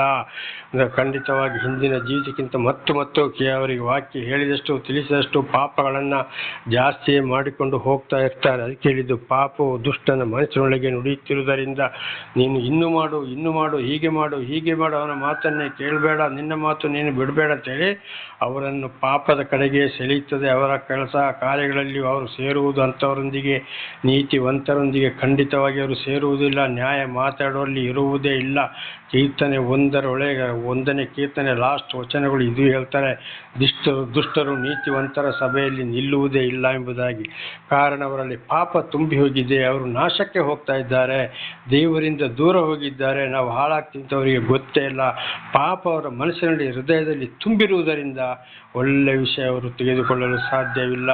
ನಡೆ ನುಡಿ ಕ್ರಿಯೆ ಮಾತು ಪ್ರತಿಯೊಂದು ಪಾಪದ ಕಡೆಗೆ ಹೋಗ್ತಾ ಇರ್ತದೆ ಅಂತ ಇದರ ಅರ್ಥ. ಅವರ ಕಣ್ಣೆದುರಿಗೆ ದೇವರ ಭಯವೇ ಇಲ್ಲ. ಎಷ್ಟು ತಿಳಿಸಿದ್ರು, ಎಷ್ಟೇ ಸಾಕ್ಷಿ ಕೊಟ್ಟು ನೋಡಿ ಇಂತಿಂಥ ಶಿಕ್ಷೆಗಳು ಬರ್ತಾವಪ್ಪ, ಎಚ್ಚರ, ಇಂಥವ್ರು ಹೀಗಾಯ್ತು ಇದೆಲ್ಲ ನಮ್ಮ ಕಣ್ಣಲ್ಲಿ ಇವತ್ತು ನಾವು ಕಾಣ್ತಾ ಇದ್ದೇವೆ ಅಂತ ಹೇಳಿದ್ರು, ಅವರಿಗೆ ಆ ಭಯವೇ ಇಲ್ಲ. ನಾನು ಬಿಡುವುದಿಲ್ಲ. ಕಾರಣ ಅವರಲ್ಲಿ ಪಾಪ ತುಂಬಿ ತುಳುಕ್ತಾ ಇರುವುದರಿಂದ ಏನೇ ಆದರೂ ದೇವರ ಕಡೆಗೆ ಅವರು ತಿರುಗುವುದಿಲ್ಲ, ಮನಸ್ಸು ಅವರು ಕೊಡುವುದಿಲ್ಲ, ಶಾಂತಿ ಸಮಾಧಾನ ಆಶೀರ್ವಾದ ಪಡೆಯುವುದೂ ಇಲ್ಲ. ಏನೇ ಆದರೂ ಕೂಡ ದುಃಖ, ಕಣ್ಣೀರು. ಸ್ವಲ್ಪ 2 ದಿವಸ ಚೆನ್ನಾಗಿದ್ದರು, 4 ದಿವಸ ದುಃಖದಲ್ಲೇ ಇರಬೇಕಾದಂಥ ಸಮಯ. ಕಾರಣ ಏನಾಗಿದೆ, ಇಂಥವ್ರು ನೋಡಿ ಇವರಿಗೆ ದೇವರ ಭಯವಿಲ್ಲ, ಪಾಪದ ಕೂಡ ತುಂಬಿ ತುಳುಕ್ತಾ ಇದೆ ಅಂತೇಳಿ ನಾವು ಅರ್ಥ ಮಾಡಿಕೊಳ್ಳಬೇಕು. ಅಂಥವರ ಸಹವಾಸದಿಂದ ದೂರ ಇರಬೇಕು. ಇವರಾಗಿದ್ದರೆ ದುಷ್ಟರು ಅಂತ ಹೇಳುವಂಥದ್ದು. 36:2 ಅದು ಅವನನ್ನು ವಂಚಿಸಿ ನಿನ್ನ ತಪ್ಪು ಬಯಲಿಗೆ ಬರುವುದಿಲ್ಲ, ಹೇಯವಾಗುವುದಿಲ್ಲ ಎಂದು ಬೋಧಿಸುತ್ತದೆ. ಅವರಿಗೆ ಅಂಥವ್ರು ಏನು ತಿಳ್ಕೊಳ್ತಾರಂತೆ, ಇನ್ನು ಮಾಡಿದಾಗ ಈ ಪಾಪ ಅವರಿಗೆ ಹೇಳ್ತದೆ, ನೀನು ಏನು ಮಾಡಿದ್ರೆ ಇನ್ನೊಬ್ಬರಿಗೆ ಗೊತ್ತಾಗೋದಿಲ್ಲ, ನೀನು ಮಾಡು ಅಂತಂದರೆ ಇನ್ನೂ ಹೆಚ್ಚು ಪಾಪ ಮಾಡ್ತಾರೆ, ಯಾರಿಗೂ ಗೊತ್ತಾಗೋದಿಲ್ಲ, ನಾನೇ ಕಲ್ತವನು, ನನ್ನ ಕಂಡಿಡಿಕೆ ಯಾರಿಗೂ ಆಗೋದಿಲ್ಲ ಅಂತೇಳಿ ಮತ್ತು ಅವರು ಬಹಳ ಪಾಪಕ್ಕೆ ಹೋಗ್ತಾ ಇರ್ತಾರೆ. ಹೇಯವಾಗುವುದಿಲ್ಲ ಎಂದು ಊದಿ ಬಿಡುತ್ತದೆ. ನಿನ್ನ ಕಾರ್ಯಗಳು ಯಾವುದು ವಿಫಲವಾಗುವುದಿಲ್ಲ, ಮಾಡಿದೆಲ್ಲ ಸರಿಯಾಗ್ತದೆ, ಮಾಡು. ಆದರೆ ಈ ಪಾಪ ಸರ್ವ ನಾಶಕ್ಕೆ ತಗೊಂಡು ಹೋಗ್ತಾ ಅಂತ ಅವ್ರಿಗೆ ಗೊತ್ತಾಗೋದಿಲ್ಲ. ಕಾರಣ ಅವರ ಮನಸ್ಸಿನೊಳಗೆ ಹೃದಯದೊಳಗೆ ಪಾಪ ತುಂಬಿದರಿಂದ ಅವರು ಇನ್ನಿನ್ನೂ ಹೆಚ್ಚೆ ಮಾಡ್ತಾ ಹೋಗ್ತಾರೆ. ಇದನ್ನು ಕೂಡ ನಾವು ಚೆನ್ನಾಗಿ ತಿಳಿದುಕೊಳ್ಬೇಕು, ಕಂಡುಹಿಡಿಯಬೇಕು. 3 ಅವನ ಬಾಯಿಂದ ಕೆಡುಕು ವಂಚನೆಯು ಬರುತ್ತವೆ, ವಿವೇಕ ಮಾರ್ಗವನ್ನು ಪರಹಿತವನ್ನು ಬಿಟ್ಟಿದ್ದಾನೆ. ನೋಡಿ, ದೇವನಾಮಕ್ಕೆ ಸ್ತೋತ್ರ. ಅವರ ಬಾಯಿಂದ ಯಾವಾಗಲೂ ಬಾಯಿ ಇಟ್ಟು ಕೂಡ ಇನ್ನೊಬ್ಬರಿಗೆ ಬೈಯೋದು, ಶಾಪ ಹಾಕೋದು, ಅವನ ಹಾಗೆ ಮಾಡ್ದ, ಇವನು ಹೀಗೆ ಮಾಡ್ದ ಅಂಥೇಳಿ ಬಹಳ ಇನ್ನೊಬ್ಬರು ಒಳ್ಳೇದಾಗೋದು ಕಂಡ್ರೂ ಆಗೋದಿಲ್ಲ. ನಾನು ಯಾಕೆ ದುಡಿಬಾರ್ದು, ನಾನು ಯಾಕೆ ಒಳ್ಳೆ ರೀತಿಯಲ್ಲಿ ಆಗಬಾರ್ದು, ನಾನು ಯಾಕೆ ಒಳ್ಳೆ ಬುದ್ಧಿಗೆ ಬರಬಾರ್ದು, ಅವರಾಗಿ ಆಗಬಾರ್ದು ಅಂತ ಯೋಚನೆ ಮಾಡೋದಿಲ್ಲ. ಬದಲಾಗಿ ನನಗೆ ಕೊಡುವುದಿಲ್ಲ, ಅವರು ಹಾಗೆ ಆದರು, ಇವರು ಹೀಗೆ ಆದರು, ನಾನೇ ಹೇಗಿದ್ದೇನೆ ನನಗೆ ಕೊಡುವುದಿಲ್ಲ ಅಂತೇಳಿ ಬರೀ ವಂಚನೆ ಮಾತು, ಅವರ ಬಗ್ಗೆ ಕೆಟ್ಟದಾಗಿ, ಒಳ್ಳೆಯದಾದವರ ಬಗ್ಗೆ ಒಳ್ಳೆ ರೀತಿಯಲ್ಲಿ ಜೀವಿಸುವವರ ಬಗ್ಗೆ ಕೆಟ್ಟದಾಗಿಯೇ ಯೋಚನೆ ಮಾಡ್ತಾನೆ. ಅವರ ಬಾಯಲ್ಲಿ ಒಳ್ಳೆಯದು ಬರಲು ಸಾಧ್ಯವೇ ಇಲ್ಲ. ಕಷ್ಟಪಡ್ತಾರೆ, ದುಡಿತಾರೆ, ಒಳ್ಳೇದಾಗ್ತಾರಪ್ಪ, ನಾವಂತೂ ಹೀಗಾಗಿದ್ದೇವೆ, ಅವರಂತೂ ಚೆನ್ನಾಗಾಗಲಿ ಅಂತ ಹೇಳುವಂಥ ಒಂದು ಮಾತು ಬರೋದಿಲ್ಲ. ಬಾಯಿ ಮುಚ್ಚಿಕೊಂಡು ಅಡ್ಡ ಕಣ್ಣಲ್ಲಿ ನೋಡಿ, ದುಷ್ಟ ನೋಟವನ್ನು ನೋಡಿಕೊಂಡು ಆಗಲೇ ಹೇಳಿದ ಹಾಗೆ ನಾನಾ ರೀತಿಯಲ್ಲಿ ವಂಚನೆಯ ನೋಟ ಕಣ್ಣು ಸೊನ್ನೆ ಮಾಡಿಕೊಂಡು ಅವರು ಬಹಳ ಕೆಟ್ಟದಾಗಿ ಮಾತಾಡ್ತಾರೆ. ಅವರ ಮನಸ್ಸೊಳಗೆ ಒಳ್ಳೆದಿದ್ದರೆ ಬಾಯಲ್ಲಿ ಒಳ್ಳೆ ಮಾತು ಬರ್ತಾ ಇತ್ತು. ಮನಸ್ಸು ಕೆಟ್ಟು ಹೋಗಿದ್ದರಿಂದ, ಅವರಲ್ಲಿ ಪಾಪ ತುಂಬಿ ಹೋಗಿದ್ದರಿಂದ ಬಾಯಿ ಮುಚ್ಚಿಕೊಂಡೇ ಸುಮ್ಮನೆ ಇರ್ತಾರೆ. ನಾವು ಯೋಚನೆ ಮಾಡೋದೇನು, ಅವನು ಒಳ್ಳೆಯವನಪ್ಪ, ಏನು ಮಾತಾಡೋದಿಲ್ಲ ಅಂತೇಳಿ ಬಾಯಿ ಬಿಡೋದಿಲ್ಲ. ಅದೇ ದುಷ್ಟರ ದುಷ್ಟರ ಜೊತೆಲಿ ಹೋಗ್ಕೊಂಡು ಕೂತ್ಕೊಳ್ತಾರೆ, ಮಾತಾಡ್ತಾರೆ, ಗುಂಪು ಕೊಡ್ತಾರೆ. ಆವಾಗ ನಾವು ತಿಳ್ಕೊಳ್ಬೇಕು, ಇವರು ಬಹಳ ವಂಚಕರು, ಇವರು ಬಹಳ ದುಷ್ಟರು ಅಂತೇಳಿ. ಅವರು ಒಳ್ಳೆ ಪರಹಿತವನ್ನು ಬಯಸುವುದವರೇ ಅಲ್ಲ. ದೇವರ ನಮಗೆ ಸ್ತೋತ್ರವಾಗಲಿ. ವಿವೇಕ ಮಾರ್ಗವನ್ನು ಪರಹಿತವನ್ನು ಬಿಟ್ಟಿದ್ದಾರೆ. ವಿವೇಕ ಮಾರ್ಗ ಜ್ಞಾನದ ಮಾರ್ಗ. ನಾನು ಯಾಕೆ ತಪ್ಪಿ ಹೋಗಿದ್ದೇನೆ, ನಾನು ಯಾಕೆ ಒಳ್ಳೇದಾಗಬಾರ್ದು ಅಂತೇಳಿ ಆಮೇಲೆ ಈ ಪರಹಿತ ಇನ್ನೊಬ್ಬರಿಗೂ ಕಷ್ಟ ಸಂಕಟ ದುಃಖದಲ್ಲಿ ಸಹಾಯ ಮಾಡಬೇಕು ಅಂತೇಳಿ ಯೋಚನೆ ಮಾಡೋದಿಲ್ಲ. ಬದಲಾಗಿ ಅವರಿಂದ ಕಸದು ತಿಂತಾರೆ, ತಿಂತಾ ಇದ್ದಾರೆ, ಇನ್ನು ಮುಂದೆ ತಿನ್ನಕ್ಕೆ ಕೂಡ ಪ್ರಯತ್ನ ಮಾಡುವಂಥದ್ದೇ. ಬದಲಾಗಿ ಅವರಿಗೆ ಕಷ್ಟದಲ್ಲಿ ನಾವು ಸಹಾಯ ಮಾಡಬೇಕು ಅಂತೇಳಿ ಯೋಚನೆ ಮಾಡೋದಿಲ್ಲ. ಒಂದು ವೇಳೆ ಸಹಾಯ ಮಾಡಿದ್ರು ಕೂಡ ಏನಾದರೂ ಅವರಿಂದ ಲಾಭ ಇದ್ದರೆ ಮಾತ್ರ ಅದಕ್ಕೆ ಸರಿಯಾಗಿ ತಿನ್ನು, ಕುಡಿ, ಬಾ ಅಂತ ಹೇಳ್ಕೊಂಡು ಸ್ವಲ್ಪವನ್ನು ಕೊಟ್ಟು ಅದರ 2ರಷ್ಟು 3ರಷ್ಟು 5ರಷ್ಟು 10ರಷ್ಟು ಸಂಪೂರ್ಣವಾಗಿ ಅವನನ್ನು ಸುಳಿದು ಬಿಡೋರಾಗಿದ್ದಾರೆ. ಇದ್ರ ಬಗ್ಗೆ ಇವತ್ತು ಬಹಳ ಜನ ಲೋಕದಲ್ಲಿ ಇರೋರು ಇಂಥವ್ರನ್ನು ಕೂಡ ನಾವು ತಿಳಿದುಕೊಳ್ಳಿ. ಇವರಿಗೆ ದುಷ್ಟರ ಲಕ್ಷಣ ಎಂಬುದಾಗಿ ದಾವೀದರಸರು ಕೂಡ ಹೇಳಿದ್ದು ಇದನ್ನೇ. ಇಂಥವ್ರ ಬಗ್ಗೆ ಬಹಳ ಎಚ್ಚರ. ಅಲ್ಲದೆ ದಾರಿಯ 4ನೇ ವಚನ, ಹಾಸಿಗೆ ಮೇಲೆ ಇರುವಾಗಲೂ ಕೆಡುಕನ್ನೇ ಯೋಚಿಸುತ್ತಿರುವನು. ನೋಡಿ, ಅವರು ಏನು ಹಾಸಿಗೆ ಮೇಲೆ ಮಲಗಿದಾಗಲೂ ಕೂಡ ಇದನ್ನು ಕೂಡ ನಾವು ಬಹಳ ಯೋಚನೆ ಮಾಡ್ತೇವೆ. ಇಂಥವ್ರನ್ನ ಕಾಣ್ತೇವೆ, ನನ್ನ ಕಣ್ಣಿನಲ್ಲೇ ಕಾಣ್ತಾ ಇದ್ದೇನೆ. ಇಂಥವ್ರನ್ನೆಲ್ಲ ಕಂಡುಹಿಡಿಯುವಂಥ ಒಂದು ಜ್ಞಾನವನ್ನು ವಿಶೇಷವಾಗಿ ದೇವರು ಕೂಡ ನನಗೆ ದಯಪಾಲಿಸಿದ್ದಾರೆ. ಹಾಸಿಗೆಯಲ್ಲಿ ಮಲಗಿದಾಗಲೂ ಕೂಡ ಅವರಿಗೆ ರಾತ್ರಿ ನಿದ್ದೆ ಬರುವುದಿಲ್ಲ. ಬಂದರೂ ಕೂಡ ಸ್ವಲ್ಪ ಹೊತ್ತು ಯಾರ ಹತ್ರ ಏನು ಮಾತಾಡಬೇಕು, ಏನು ಸುಳ್ಳು ಹೇಳಬೇಕು, ಯಾವ ರೀತಿ ವಂಚನೆ ಮಾಡಬೇಕು, ಯಾರ ಹತ್ರ ಹೋಗಬೇಕು ಅಂಥೇಳಿ ಯೋಚನೆ ಮಾಡಿಕೊಂಡೇ ಇರ್ತಾರೆ. ಆ ಬೆಳಗಾದ ಮೇಲೆ ಸ್ವಲ್ಪ ಹೊತ್ತಾದ ಮೇಲೆ ಅಲ್ಲಿಗೆ ಬಂದು ಅದಕ್ಕೆ ಸರಿಯಾಗಿ ಮಾತಾಡಿ ಏನಾದರೂ ಸುಳ್ಳು ದಾಗ ಮೋಸ ಐಡಿಯಾ ಮಾಡಿಕೊಂಡೇ ಬರ್ತಾರೆ. ಬಂದವರು ನನಗೆ ಇಷ್ಟು ದುಡ್ಡು ಬೇಕು, ಇಂಥದ್ದು ಬೇಕು, ಅದು ಬೇಕು, ಇದು ಜಾಸ್ತಿ ಕೇಳುವುದು ದುಡ್ಡನ್ನೇ, ಇಂಥದನ್ನು ಯೋಚನೆ ಮಾಡಿರ್ತಾರೆ. ಆಗ ಅವರು ಬೆಳಿಗ್ಗೆ ಬಂದು ಅಥವಾ ಯಾವುದೇ ಹಗಲಿನ ಸಮಯದಲ್ಲಿ ಬಂದು ಮಾತಾಡಬೇಕಾದ್ರೆ ಅವರು ಹಾಸಿಗೆ ಮೇಲೆ ಬಿದ್ದುಕೊಂಡು ಇನ್ನೊಬ್ಬರನ್ನು ಮೋಸ ದಗ ಮಾಡುವಂಥದ್ದು ಯೋಚನೆ ಮಾಡ್ತಾರೆ. ಅದು ಅವರು ಬೆಳಿಗ್ಗೆದ್ದು ಮಾಡುವಂಥ ಕೆಲಸಗಳು. ಹಾಸಿಗೆಯಲ್ಲಿರುವಾಗಲೂ ಕೂಡ ಅದುವೇ ಯೋಚನೆ ಮಾಡ್ತಾ ಇರ್ತಾರೆ. ಅಲ್ಲದೆ ದಾರಿಯಲ್ಲಿ ನಿಂತುಕೊಂಡಿದ್ದಾನೆ ಎಂಥ ದುಷ್ಕೃತ್ಯವನ್ನು ಎಸಗುವುದಿಲ್ಲ. ಅದಲ್ಲದೆ ಕೂಡ ಒಬ್ಬರು ಒಂದು ದಾರಿಯಲ್ಲಿ ಬರುವುದಾದರೆ ಅಂಥವ್ರನ್ನ ನೋಡಿ ದೂರದಲ್ಲಿ ಅಲ್ಲೇ ನಿಂತ್ಕೊಳ್ತಾನೆ. ಇಲ್ಲದೆ ಮೆಲ್ಲೆ ಹೋಗಿ ನೈಸಾಗಿ ಮಾತನಾಡ್ತಾರೆ. ಒಂದು ಅರಣ್ಯಗೆ ಮರ್ಕೊಟ್ರು ನನಗಿಂತ ಕಷ್ಟ ಸಂಕಟ ದುಃಖ ಇದೆ, ಹೀಗೆ ಬೇಕು ಅಂತ ಅಲ್ಲಿ ಅವರನ್ನು ವಂಚಿಸಲಿಕ್ಕೆ ಪ್ರಯತ್ನ ಮಾಡ್ತಾನೆ. ದಾರಿಯಲ್ಲಿ ಅಡ್ಡ ಹಾಕಿ ಮಾತನಾಡುವನು ಆಗಿದ್ದಾನೆ. ಒಂದು ವೇಳೆ ಕೊಡದೆ ಹೋದರೂ ಜಗಳ ಮಾಡೋಕ್ಕೂ ಹೊಡೆಯೋಕ್ಕೂ ಬಡಿಯೋಕ್ಕೂ ಇತರರನ್ನು ಸೇರಿಸಿಕೊಂಡು ಯಾವುದೋ ಒಂದು ಕಾರಣ ತಗೊಂಡು ಜಗಳ ಮಾಡೋದಕ್ಕೂ ಹೊಡೆಯೋಕ್ಕೆ ಕೊಲೆ ಮಾಡೋಕ್ಕೂ ಹೇಸುವುದಿಲ್ಲ. ಈ ದುಷ್ಟರು ಅವರ ದುರ್ಲಕ್ಷಣ ಇಂಥದ್ದಾಗಿದೆ. ಆದ್ದರಿಂದ ದಯವಿಟ್ಟು ಇಂಥವರ ಬಗ್ಗೆ ದೂರ ಇರಬೇಕು. ಇದಕ್ಕೆ 1ನೇ ಕೀರ್ತನೆಯನ್ನು ನಾವು ಬಹಳ ಚೆನ್ನಾಗಿ ಯೋಚನೆ ಮಾಡಬೇಕಾಗಿದೆ.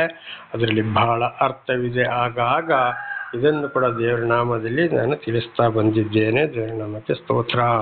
ಹಲ್ಲೆಲೂಯಾ. 5ನೇ ವಚನ, ಯೆಹೋವನೇ, ನಿನ್ನ ಪ್ರೀತಿಯು ಆಕಾಶದಷ್ಟು ಉನ್ನತವಾಗಿವೆ, ನಿನ್ನ ನಂಬಿಕಸ್ತೆಯು ಮೇಘ ಮಾರ್ಗವನ್ನು ಮುಟ್ಟುತ್ತದೆ. ಯೆಹೋವನೇ, ನಿನ್ನ ಪ್ರೀತಿಯು ಆಕಾಶದಷ್ಟು ಉನ್ನತವಾಗಿದೆ. ನೋಡಿ, ಭೂಮಿಯಿಂದ ಆಕಾಶಕ್ಕೆ ಎಷ್ಟು ದೂರ ಇದೆಯೋ, ಅಥವಾ ಇಡೀ ಭೂಲೋಕದಲ್ಲಿ ಎಲ್ಲ ಆಕಾಶವು ಹೇಗೆ ಹರಡಿಕೊಂಡಿದೆಯೋ ಹಾಗೆ ಇವತ್ತು ದೇವರು ಆದಿಕೊಂಡವರ ಮೇಲೆ ಇಟ್ಟಿರುವ ಪ್ರೀತಿ. ಅದಕ್ಕೆ ಎಲ್ಲರನ್ನು ಕರೆಯುವುದಿಲ್ಲ, ಎಲ್ಲರನ್ನು ಬಿಡಿಸುವುದಿಲ್ಲ, ಎಲ್ಲರೂ ಪಾಪದಿಂದ ಬಿಡುಗಡೆ ಮಾಡುವುದಿಲ್ಲ. ದೇವರು ಯಾರ್ಯಾರನ್ನು ಬಿಡಿಸ್ಬೇಕೋ ಅಂಥವ್ರನ್ನ ಬಿಡಿಸ್ತಾರೆ, ಯಾರ್ಯಾರನ್ನು ರಕ್ಷಿಸಬೇಕೋ ಅಂಥವ್ರನ್ನ ರಕ್ಷಿಸ್ತಾರೆ. ಅಂಥವರಿಗೆ ಮಾತ್ರ ದೇವರು ದೇವರಾಗಿದ್ದಾರೆ. ಇದು ಅಷ್ಟು ದೊಡ್ಡ ಪ್ರೀತಿ. ಆದ್ದರಿಂದ ದೇವರಿಗೆ ಯಾರ ಮೇಲೆ ಪ್ರೀತಿ ಇದೆಯೋ ಅಂಥವರಿಗಿಂತ ನೀತಿವಂತರನ್ನ, ಕೆಡುಕರನ್ನ, ಅನೀತಿವಂತರನ್ನ ತಿಳಿದುಕೊಳ್ಳುವ ವಿಶೇಷವಾದ ಜ್ಞಾನವನ್ನು ಕೊಟ್ಟು ದೇವರು ನಡೆಸ್ತಾ ಇರ್ತಾರೆ. ಆವಾಗ ಇಂಥ ಈ ದುರ್ಲಕ್ಷಣದವ್ರನ್ನ, ಕೆಡುಕರನ್ನ ಕಂಡುಹಿಡಿಯುವ ಒಂದು ಜ್ಞಾನ ನಮಗೆ ಬೇಕಾದರೆ ದೇವರ ಪ್ರೀತಿ ಇಲ್ಲದೆ ಅದು ಕೂಡ ಗೊತ್ತಾಗೋದಿಲ್ಲ. ದೇವರು ಹಾಗೆ ನನಗೆ ಇತರ ಮೂಲಕ ತಿಳಿಸಿದರು, ಗ್ರಂಥಗಳ ಮೂಲಕವೂ ತಿಳಿಯಪಡಿಸಿದರು, ಪಡಿಸುತ್ತಲೇ ಇದ್ದಾರೆ. ಈಗ ನನ್ನ ಮೂಲಕ ಕೇಳುತ್ತಿರುವ ನಿಮಗೂ ದೇವರು ನಿಮ್ಮನ್ನು ಎಚ್ಚರಿಸ್ತಾ ಇದ್ದಾರೆ. ಆದ್ದರಿಂದ ಎಲ್ಲರನ್ನ ಕಂಡುಹಿಡಿಯುವುದು ಬಹಳ ಮುಖ್ಯವಾಗಿದೆ. ಅದಕ್ಕೂ ಜ್ಞಾನ ಬೇಕು, ದೇವರಲ್ಲಿ ಪ್ರಾರ್ಥಿಸಬೇಕು. ದೇವರ ಹಿಂದೆ ಭಯ ಭಕ್ತಿ ಇಟ್ಟು ಪ್ರೀತಿಸುವುದಾದರೆ ಆಕಾಶದಷ್ಟು ಅಗಲ ಎತ್ತರದ ಪ್ರೀತಿ ಅಂತವರ ಮೇಲೆ ಇರುತ್ತದೆ ದೇವರದ್ದು. ನಿನ್ನ ನಂಬಿಕಸ್ತೆಯು ಮೇಘ ಮಾರ್ಗವನ್ನು ಮುಟ್ಟುತ್ತದೆ. ದೇವರ ನಂಬಿಕೆ ಸ್ತೋತ್ರವಾಗಲಿ. ಯಾರದು ದೇವರ ನಂಬಿಕೆ ಅಂತ ಹೇಳಿ ಮೇಘ ಮಾರ್ಗ. ಮೇಘ ಅಂದ್ರೆ ಏನು? ಮೋಡ ಎಷ್ಟು ಸ್ಪೀಡಾಗಿ ಹೋಗ್ತದೆ, ಒಂದು ಕಡೆ ಕಾಣ್ತದೆ, ಇನ್ನೊಂದು ಕಡೆಗೆ ಕಾಣುವುದೇ ಇಲ್ಲ. ಹಾಗೆ ದೇವರ ಮೇಲೆ ಯಾರು ಸಂಪೂರ್ಣ ಭಯ ಭಕ್ತಿ ಇಟ್ಟು ದೇವರು ಯಾರನ್ನ ಆದುಕೊಳ್ತಾರೋ ನಡೆಸ್ತಾರೋ ಅಂಥವರ ಮೇಲೆ ಮೇಘ ಅಷ್ಟು ವೇಗವಾಗಿ ದೇವರ ಪ್ರೀತಿ ಅವರ ಮೇಲೆ ಇರುತ್ತದೆ. ಕಷ್ಟ ಸಂಕಟ ದುಃಖಗಳಿಂದ ತಕ್ಷಣ ದೇವರ ಅಂಥವ್ರನ್ನ ಬಿಡುಗಡೆ ಮಾಡ್ತಾರೆ. ಮೊದಲೇ ದೇವರಿಗೆ ಗೊತ್ತಿದೆ, ಒಬ್ಬೊಬ್ಬರಿಗೆ ಒಂದೊಂದು ಕಾವಲು ದೂತರಿದ್ದಾರೆ. ಈ ಪವಿತ್ರ ಆತ್ಮನ ಮೂಲಕ ವಿಶೇಷವಾದ ಜ್ಞಾನವನ್ನು ಕೊಟ್ಟು ನಡೆಸೋರಾಗಿದ್ದಾರೆ. ಹಾಗೆ ಇಂಥವ್ರೆಲ್ಲವ್ರನ್ನ ಕಂಡುಹಿಡಿದು ಅಂಥವ್ರನ್ನ ನಾವು ಕಂಡುಹಿಡಿದು ಅಂಥವ್ರ ಸವಾಸದಿಂದ ಬಿಟ್ಟು ದೇವರೊಂದಿಗೆ ಜೀವಿಸಬೇಕಾದ್ರೆ ನಾವು ದೇವರನ್ನು ಹಿಂಬಾಲಿಸಬೇಕು. ದೇವರ ಮಾತನ್ನು ನಮ್ಮ ಶರೀರಕ್ಕೆ ಅಳವಡಿಸಿಕೊಳ್ಳಬೇಕು. ಸರಿಯಾದ ನಂಬಿಕೆ ದೇವರಲ್ಲಿಟ್ಟು ಹೊರಟಾಗ ಅಂಥವ್ರನ್ನ ದೇವರು ಇಂಥ ಕೆಡುಕರ ಕೈಯಿಂದ ರಕ್ಷಿಸುತ್ತಾರೆ. ಇದು ನನ್ನ ಜೀವಿತದಲ್ಲಿ ನಡೆದು ಹೋಗಿದೆ, ಈಗಲೂ ನಡೆಯುತ್ತಲೇ ಇದೆ. ದೇವರ ನಾಮಕ್ಕೆ ಸ್ತೋತ್ರವಾಗಲಿ. 6ನೇ ವಚನ. ನಿನ್ನ ನೀತಿಯು ದಿವ್ಯ ಪರ್ವತಗಳಂತೆಯೂ ನಿನ್ನ ನ್ಯಾಯವು ಮಹಾಸಾಗರದಂತೆಯೂ ಇದೆ. ನಿನ್ನ ನೀತಿಯು ದಿವ್ಯ ಪರ್ವತಗಳಂತೆಯೂ. ನೋಡಿ, ದೊಡ್ಡ ಒಂದು ಬೆಟ್ಟದಿಂದ ಇನ್ನೊಂದು ಬೆಟ್ಟ, ಇನ್ನು ಆ ಬೆಟ್ಟದಿಂದ ಇನ್ನೊಂದು ಬೆಟ್ಟ, ಆ ಬೆಟ್ಟದಿಂದ ಇನ್ನೊಂದು ಬೆಟ್ಟ. ಹಾಗೆ ಇವತ್ತು ನಮ್ಮ ಇಡೀ ಜಗತ್ತಿಗೆ ಹಿಮಾಲಯ ಪರ್ವತವೇ ಬಹಳ ದೊಡ್ಡ ಬೆಟ್ಟ. ಆಗ ಆ ಬೆಟ್ಟವನ್ನು ಸೃಷ್ಟಿ ಮಾಡಿದವರು ಯಾರಾಗಿದ್ದಾರೆ? ದೇವರು. ಅದಕ್ಕಿಂತಲೂ ಒಂದು ದೊಡ್ಡ ಬೆಟ್ಟ ಯಾವುದಾಗಿದೆ? ಆಕಾಶವಾಗಿದೆ. ಅಲ್ಲಿವರೆಗೆ ಯಾವ ಬೆಟ್ಟವು ಇನ್ನೂ ತಲುಪಿಲ್ಲ. ಆಗ ದೇವರ ಪ್ರೀತಿ ಅಂತ ಬೆಟ್ಟದಷ್ಟು ಪ್ರೀತಿಯಾಗಿದೆ. ದೇವರನ್ನೇ ಹಿಂಬಾಲಿಸಿ ಹೊರಟಾಗ, ದೇವರ ಮೇಲೆ ನಂಬಿಕೆ ಇಟ್ಟಾಗ ಅಂಥವರ ಮೇಲೆ ಅಷ್ಟು ಪ್ರೀತಿ ಬರುತ್ತದೆ ಅಂತ ಇದರ ಅರ್ಥವಾಗಿದೆ. ನಿನ್ನ ನ್ಯಾಯವು ಮಹಾಸಾಗರದಂತೆಯೂ ಇದೆ. ಸಮುದ್ರದ ಅಗಲ ಉದ್ದವನ್ನು ಕಂಡುಹಿಡಿದವರು ಯಾರಿಗಾದರೂ ಆಗಿದೆಯೋ ಆಗಲಿಲ್ಲ. ಆಗ ದೇವರ ಪ್ರೀತಿ ನ್ಯಾಯವು ಕೂಡ ದೇವರು ಆದುಕೊಂಡವರ ಮೇಲೆ ಇರುತ್ತದೆ. ಅಷ್ಟರವರೆಗೆ ದೇವರ ಪ್ರೀತಿ ನ್ಯಾಯ. ಅವರು ಖಂಡಿತವಾಗಿ ನ್ಯಾಯವನ್ನು ಬಿಟ್ಟು ಹೋಗುವುದೇ ಇಲ್ಲ. ಯಾವುದೇ ಕಷ್ಟ ಸಂಕಟ ದುಃಖ ಬಂದರೂ ಕೂಡ ದೇವರ ಮಾತಿಗೆ ವಿಧೇಯರಾಗಿ ಜೀವಿಸ್ತಾರೆ, ನ್ಯಾಯವಾಗಿ ಜೀವಿಸ್ತಾರೆ. ದೇವರ ನಾಮಕ್ಕೆ ಸ್ತೋತ್ರವಾಗಲಿ. ಹಲ್ಲೆಲೂಯ. ಯೆಹೋವನೇ, ನೀನು ಮನುಷ್ಯರನ್ನು ಮೃಗಗಳನ್ನು ಸಂರಕ್ಷಿಸುತ್ತೀ. ನೋಡಿ, ಮನುಷ್ಯರನ್ನು ಕೂಡ ಎಲ್ಲ ಆದಿಕಾಂಡ 1ನೇ ಅಧ್ಯಾಯದಲ್ಲಿ ಕೂಡ ನೋಡುವಾಗ ಸರ್ವವನ್ನು ಸೃಷ್ಟಿ ಮಾಡಿ ಮನುಷ್ಯರನ್ನ ದೇವರು ಸೃಷ್ಟಿ ಮಾಡಿದ್ರು. ಹಾಗೆ ಪ್ರತಿಯೊಂದು ಕೂಡ ಇವತ್ತು ಮನುಷ್ಯರಿಗೆ ಬರುವಂಥದ್ದು ದೇವರಿಂದ. ಇದು ದೇವರಿಂದ ಜ್ಞಾನ ಹೊಂದಿದವರಿಗೆ ಮಾತ್ರ. ಇಲ್ಲದ್ರೆ ನನ್ನದು ನನ್ನದು ನನ್ನದು ಅಂತ ಹೇಳ್ತಾರೆ. ಸರ್ವ ಸೃಷ್ಟಿ, ಮಳೆ, ಪ್ರತಿ ಒಂದು ಇವತ್ತು ಸೂರ್ಯನ ಬೆಳಕು ಚಂದ್ರನ ಬೆಳಕು ಯಾರದ್ದು? ದೇವರದ್ದು. ಇದು ಮನುಷ್ಯರ ಮೇಲೆ ಇಟ್ಟಿರುವ ಪ್ರೀತಿ. ದೇವರ ಜ್ಞಾನ ಯಾರಲ್ಲಿ ಇಲ್ವೋ ಅವರು ತಿಳ್ಕೊಳ್ಳೋದಿಲ್ಲ. ಅವರು ಬರೀ ಪ್ರಾಪಂಚಗಳ ಮೇಲೆ, ಮನುಷ್ಯರ ಮೇಲೆ, ವಿಜ್ಞಾನಿಗಳ ಮೇಲೆ ಹೋಗ್ತಾರೆ. ಆದರೆ ದೇವರ ಯಾರನ್ನು ಕರೆದಿದ್ದಾರೋ, ಯಾರು ದೇವರನ್ನು ಹತ್ಕೊಂಡಿದ್ದಾರೋ, ಯಾರಲ್ಲಿ ದೇವರ ಜ್ಞಾನ ಇದೆಯೋ ಅವರು ಸಂಪೂರ್ಣವಾಗಿ ತಿಳ್ಕೊಳ್ತಾರೆ. ದೇವರನ್ನು ಬಿಟ್ಟು ಏನು ಮಾಡಲು ಸಾಧ್ಯವಿಲ್ಲ. ಪ್ರತಿಯೊಂದು ದೇವರಿಂದಲೇ ಎಂಬುದಾಗಿದೆ. ನಮಗೆ ಸ್ತೋತ್ರವಾಗಲಿ. ಮೃಗಗಳನ್ನು ಸಂರಕ್ಷಿಸುತ್ತಿ. ನೋಡಿ, ಮೃಗಗಳನ್ನು ಕಾಡಿನಲ್ಲಿ ಅವುಗಳಿಗೆ ಬೇಕಾದ ಆಹಾರ ನೀರನ್ನು ಕೊಟ್ಟು ರಕ್ಷಣೆ ಮಾಡೋರು ಯಾರು? ದೇವರಾಗಿದ್ದಾರೆ. ಎಂಥ ಮಳೆ ಬಿರುಗಾಳಿ ಬರಲಿ, ಏನೇ ಮಾಡಲಿ ಅವರಿಗೆ ಏನೂ ಆಗುವುದಿಲ್ಲ. ಅವರಿಗೆ ಯಾವುದೇ ಕಾಯಿಲೆ ಕಸಗಳು ಕೂಡ ಬರುವುದಿಲ್ಲ. ಕಾರಣ ದೇವರವರನ್ನು ರಕ್ಷಿಸ್ತಾ ಇದ್ದಾರೆ. ಆಗ ಪ್ರತಿ ಒಂದು ಮನುಷ್ಯರಿಗೂ ಪ್ರಾಣಿಗಳಿಗೂ ಪ್ರತಿಯೊಂದು ದೇವರ ಸಹಾಯ ಇಲ್ಲದೆ, ದೇವರಿಲ್ಲದೆ ಯಾವುದು ಆಗಲು ಸಾಧ್ಯವಿಲ್ಲ. ಹಾಗೆ ನಮಗೆ ಕೂಡ ಎಲ್ಲರನ್ನ ಕಂಡು ಹಿಡಿಯುವಂಥ ಜ್ಞಾನ ಕೂಡ ದೇವರಿಂದಲೇ. ಆದ್ದರಿಂದ ನಮ್ಮ ದೇವರು ನಮಗೆ ದರ್ಶನ ಕೊಟ್ಟ ಮೇಲೆ ದೇವರ ವಾಕ್ಯಗಳಿಗೆ ವಿಧೇಯರಾಗಿ ಹೋದಾಗ ದೇವರಿಂದ ವಿಶೇಷವಾದ ಜ್ಞಾನ ಬರ್ತದೆ. ದೇವರಲ್ಲಿ ನಮ್ಮ ಭಯ ಭಕ್ತಿ ಯಾವಾಗಲೂ ಪ್ರೀತಿ ಇಟ್ಟು ದೇವರಿಗೆ ಸ್ತೋತ್ರ ಸಲ್ಲಿಸಿ ನಾವು ಜೀವಿಸುವರಾಗಿರಬೇಕು. ಪ್ರಾರ್ಥನೆ ಮಾಡಿಕೊಳ್ಳೋಣ. ಸರ್ವ ಸೃಷ್ಟಿಕರ್ತನ ತಂದೆಯ ದೇವರೇ, ಮಗನ ದೇವರೇ, ಪರಿಶುದ್ಧಾತ್ಮನೇ, ನಿಮ್ಮ ನಾಮಕ್ಕೆ ಸ್ತೋತ್ರ. ಇವತ್ತಿನ ಸಂದೇಶವನ್ನು ನನ್ನ ಸಹೋದರ ಸಹೋದರಿಯರಿಗೆ ನೀವು ತಿಳಿಸಿದ್ದೀರಿ. ಅವರು ಏನಾದರೂ ತಪ್ಪಿ ಹೋಗಿದ್ದರೆ ಅಥವಾ ಇಂಥ ದುಷ್ಟರನ್ನು ತಿಳಿದುಕೊಳ್ಳಲು ಅವರು ಜ್ಞಾನ ಇಲ್ಲ ಇದ್ದರೆ ವಿಶೇಷವಾದ ಜ್ಞಾನವನ್ನು ಕೊಟ್ಟು ಅವರನ್ನು ಆಶೀರ್ವದಿಸಿರಿ. ನಿಮ್ಮ ಪ್ರೀತಿ ಸಹಾಯ ಇಲ್ಲದೆ ಏನು ಮಾಡಲು ಸಾಧ್ಯವಿಲ್ಲ. ಪ್ರತಿಯೊಂದು ನಿಮ್ಮ ಪ್ರೀತಿ ಸಹಾಯ ಇಲ್ಲದೆ ಏನು ಮಾಡಲು ಸಾಧ್ಯವಿಲ್ಲ. ಎಲ್ಲರನ್ನು ಸಂರಕ್ಷಿಸೋರು ಕೂಡ ನೀವೇ ಆಗಿದ್ದೀರಿ. ನಿಮ್ಮೆಲ್ಲ ಉಪಕಾರಗಳಿಗಾಗಿ ಕೃತಜ್ಞತಾ ವಂದನೆಗಳು. ಯೇಸುವಿನ ನಾಮದಲ್ಲಿ ಪ್ರಾರ್ಥಿಸಿದ್ದೇನೆ ನಮ್ಮ ತಂದೆ, ಆಮೇನ್. ಇದನ್ನು ಕೇಳುತ್ತಿರುವ ನನ್ನ ಸಹೋದರ ಸಹೋದರಿ, ನಿಮಗೂ ನನ್ನ ಹೃದಯಪೂರ್ವಕವಾದ ಧನ್ಯವಾದಗಳು. ದೇವರ ಆಶೀರ್ವಾದ ಸದಾ ನಿಮ್ಮೊಂದಿಗೆ ಇರಲಿ.